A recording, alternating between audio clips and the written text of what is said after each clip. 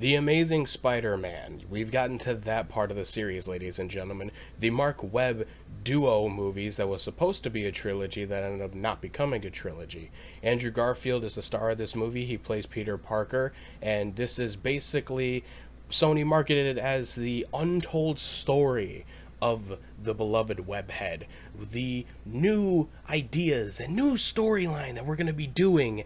And then we got basically Spider-Man 2.0. So yes, I'm really not kidding when I'm telling you that this is just basically Spider-Man again from Sam Raimi, but in Marc Webb's vision, with a couple of twists and turns with some characters and some villains that we do have in this movie. And I have to say, upon rewatch, I already knew that this movie wasn't as good as the other ones. I've had my mind made up on that a long time ago. The Andrew Garfield duo of movies have never been my favorite Spider-Man movies, and man, this was a hard watch going back to rewatch it. For starters, let's just get the characters out the way first, because it seems like it's the most like easy way to kind of approach this movie at ways, because at least I can attack something like, that sometimes the actors can't control first, and that is the character development in this movie is pretty bad all the way around. The Andrew Garfield's portrayal as Peter Parker, albeit Andrew Garfield is a great actor, I would say, but how Peter Parker is portrayed in this movie and how he portrays him in this movie is pretty bad. He has character development throughout the entire movie, but for the wrong reasons. He gets his powers, and when he does, he uses his powers for evil at first. He goes and tries to hunt down his Uncle Ben's killer, which really wasn't the motivation for Spider-Man in the first movie. The first movie, he got the powers, and then he was like, I need to get a car, and he fought a bully. And then after a blind rage of killing somebody, he then realized, oh, I need to use my powers for good because I don't want to be a burden on people. Like, I don't want to be a part of something that bad ever again. Andrew Garfield's Peter Parker is just an evil guy for a good majority of the movie, actually. He steals an internship to get into Oscorp to talk to Dr. Connors, and already that's like red flags galore. He's like a skater punk, which is a big no-no as far as what Peter Parker is portrayed as in comics and how I would want him portrayed in the first place. I talked about this a little bit in my first Spider-Man review, is that the three Spider-Man, or Spider-Men I should say, the three kind of stages of the movies that we were going to go through, like, there's good portrayals and there's bad portrayals. And I feel like Andrew Garfield's version is a clear indication of what a bad portrayal of Peter Parker is. It is only when he goes on a dinner date with Gwen Stacy and like is invited to her home and has an argument with Captain Stacy is when he truly realizes that he's doing the wrong thing as Spider-Man, and then finally decides that he's going to be a good guy. Not for the betterment of with great power comes great responsibility, which they very much butcher the line in this movie. They work their way around it in a way to where it's like, just say the line. It's an iconic line anyways. Why not just say it?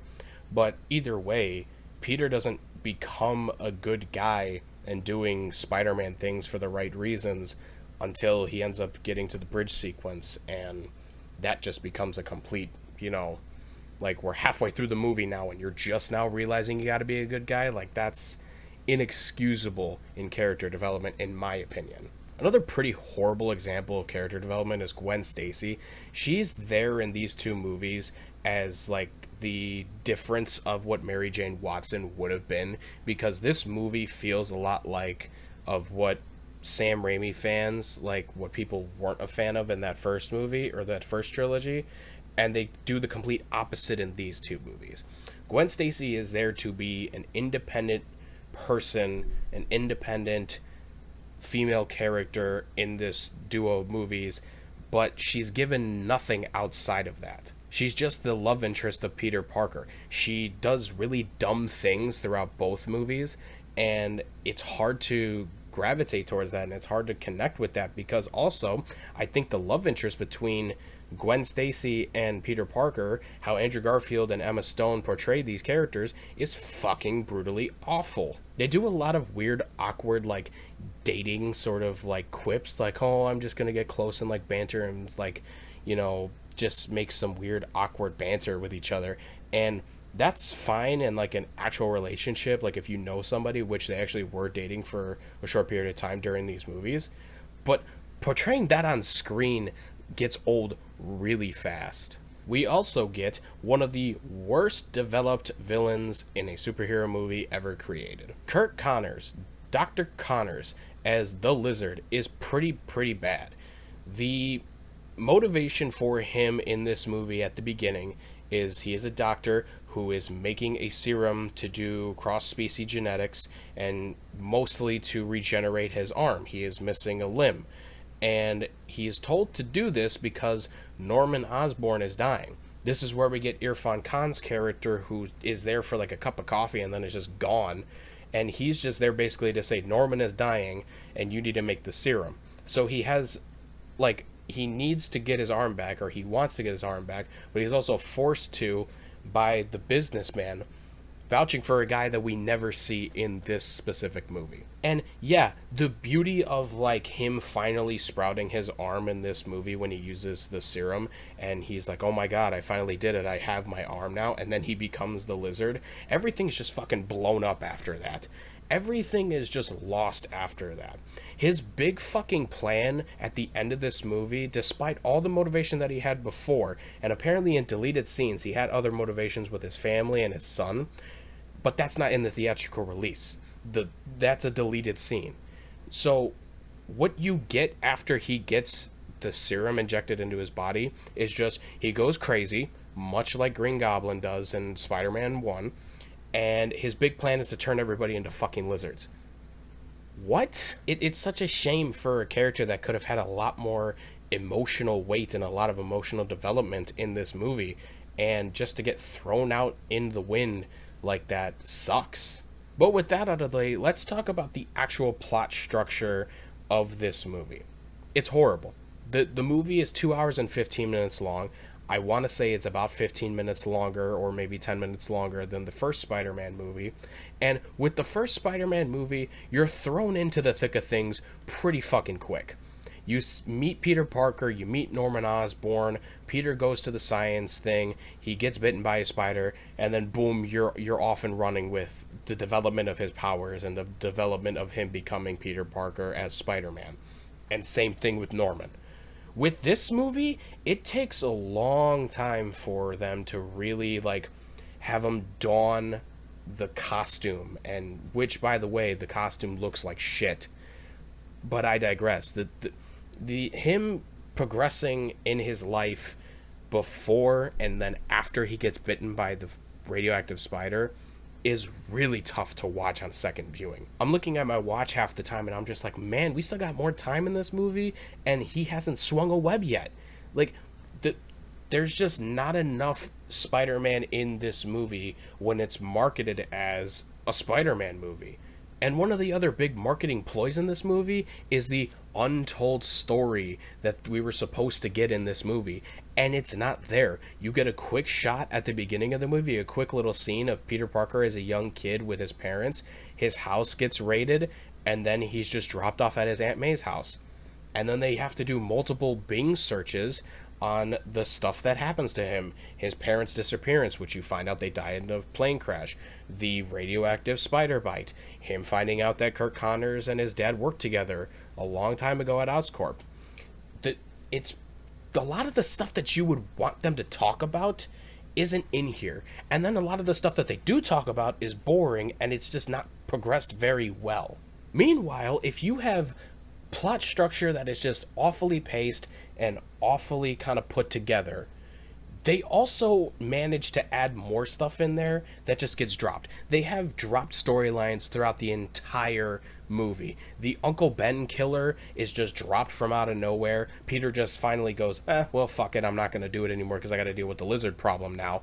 It's never resolved whatsoever. And the Irrfan Khan thing is also not resolved either, because the minute that he gets thrown off the bridge and then Peter saves him by swinging his web and making sure the car doesn't fall all the way to the water, that's the last time you fucking see him. He's also in another deleted scene, and except it's not in the theatrical release. So I can't sit here and say that story was resolved. And also, just some weird fucking moments in this movie entirely is the moment where Peter goes to the store and he has to go get milk from, the store because he's mad, and like I guess that's how he's going to cope with it. And the guy is just being an absolute dickhead at the store clerk. He's like 2 cents short and he can't take 2 pennies from the thing. And like he's like, you can't take a penny, you have to leave a penny thing. And then he leaves, and then the guy gets robbed, steals money, and then gives him the milk. And then the guy comes out of the store and he's like, hey guy, I was just an asshole for 2 fucking cents. Can you help me in apprehending a criminal? What? That's so fucking stupid. Nobody would ever say or do that. And on top of that, Uncle Ben fucking finds this guy running down the street. He sees the gun fall out, and then he goes for the gun and gets shot. At that point, you deserve to fucking die. Why did you go after him? He did nothing wrong to you. He was just running away from fucking stealing money. It's not your money. Why would you risk your life in that situation? You're not a cop. You don't have a weapon on you. What the fuck was that? Speaking of Uncle Ben, the two between Uncle Ben and Aunt May is horrifically used in this movie. They're barely in the movie after Uncle Ben dies, especially Aunt May. Aunt May is supposed to be like a guiding force for Peter Parker, for his life, really. And she gives literally no advice. She just sits there and is worried about Peter constantly and is just moping around because Uncle Ben is dead. Whereas in the first Spider-Man movie, Aunt May's actually like giving advice, and she's like being like a comforting person to Peter for his life in all 3 movies.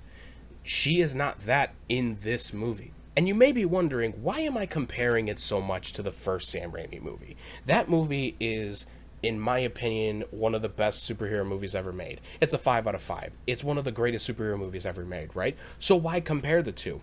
Well, if you look at everything in this movie, it is a poor man's version of the first Spider-Man movie ever made. You get the Doc Connors going insane thing where the voices are talking in his head, very reminiscent of Norman Osborn when he gets the Goblin Serum, although done way better in the Sam Raimi trilogy. You get the awkward relationship between Peter Parker and the love interest, and it's way better in the Sam Raimi trilogy because Peter is a fucking nerd, and he would be awkward and quirky with Mary Jane. Peter in this movie is a skater fucking punk that any girl nowadays would want to date. And they just don't have as good of a chemistry in that as they would if they portrayed it like the first movie. Aunt May and Uncle Ben do not portray the characters that they portrayed in the first movie. The first movie has them actually being caring and loving adults to Peter Parker and giving great advice. And then when you do the whole with great power comes great responsibility line, it's butchered and it doesn't make any sense. We know what it's supposed to be, but it's not having the weight and the gravitas that the one scene in the first movie did. And then Aunt May just gives no advice other than stop going out at night. Whereas Aunt May in the other movie would definitely be like uplifting him and being like, I know it's hard, but we're going to get through this sort of thing. That's not her in this movie. Also, we get New York City is portrayed very differently in this movie as it is in the first movie. We've talked about before how cities are integral pieces to certain stories. Gotham City is an integral story to Batman. New York City is an integral story to Spider-Man. In the first Spider-Man movie, he saves people in New York City, and then the press starts to hate him, and then New York starts to hate him. And that leads to the finale of Spider-Man and Goblin fighting, and then New York helping Spider-Man out when he's saving both Mary Jane and the cart full of people off the bridge. In this movie, there is none of that. They do a crane scene where Peter accidentally gets shot by one of the cops when he's swinging, and he's having a hard time swinging through the city. So the guy who his kid was saved by Spider-Man decides to help him by calling a friend to make all the cranes start facing out to the streets where Peter needs to swing. And like, it's supposed to be like this great moment in the story to be like, oh, the city's behind him, and oh, like people actually believe in Spider-Man. But it's never portrayed in the entire movie that New York was ever against Spider-Man. The only person that was really portrayed as being against Spider-Man was Captain Stacy the entire time. Nobody else was opposed to Spider-Man doing Spider-Man things except Captain Stacy. And also, this movie has a scene in there where it's like a horror scene, and this is comparable to when they tried to do a horror scene in this movie with Spider-Man 2, let's say, where the lizard goes into the laboratory and is like hunting down something, and then like they do like a quick like piano little sympathy like for like a quick second to make it be like a sharp ring in the ear and be like, oh, like he's hunting down something. And it doesn't come across as scary. It comes across out of nowhere, really, and it's not built up at all, because it's just the lizard is coming to the Oscorp thing. Oh no. And then like she shuts the doors, and then he busts through the doors, and then it's like, oh wait, we gotta be scared now. It's, again, a poor imitation of what Sam Raimi's trilogy was. And where this movie lacks as well in other departments of a superhero movie is definitely its action scenes and how the camera work is and how it's edited. There's a scene on the train where Peter gets his powers and he's like accidentally like fights a bunch of people on the train that would have been cool on its own had the editing not been butchered to shit in that scene. There are so many moments where it's like the screen cuts to black for like half a second and it cuts to the next part of the scene. It's edited horrifically. Like, just let it play out. Why do we have so many flickering flashes of black on there after he does like jumps to the wall, let's say? Like, that just, it looks choppy and amateurish. And also with the fight scenes, it's like it's not really dynamic at all on the camera. Like, it just looks really bad throughout. And here's the thing with the fight scenes as well. They have a little moment on the bridge where Peter finally becomes a good guy. And then they have another small moment again in the sewer where he tries hunting down the lizard, and the lizard, you know, messes with him for like 2 seconds, and then Peter escapes through the sewer. That whole sequence there was like 2 minutes long, whereas the sequence in The Amazing Spider-Man, or the first movie I should say, with Sam Raimi, like, the first time that they met, Green Goblin and Spider-Man, it was at Times Square, and they went at it for a minute, and you really felt it, and they were like, wow, it's like these two titans colliding.